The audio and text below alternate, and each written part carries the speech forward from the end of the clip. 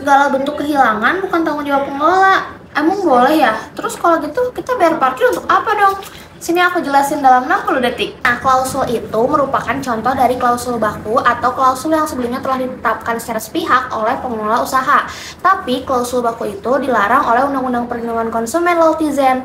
Juga secara jelas tertera nih di pasal 40 ayat 1 huruf G Perda 12 tahun 2024 Kota Bandung itu menyebutkan kalau penyelenggara parkir umum itu harus bertanggung jawab atas kehilangan atau kerusakan kendaraan. Jadi wajib ya Lautizen, bukan pilihan. Jadi klausul segala bentuk kehilangan bukan tanggung jawab pengelola itu nggak menghilangkan tanggung jawab atau kewajiban hukum pengelola ya.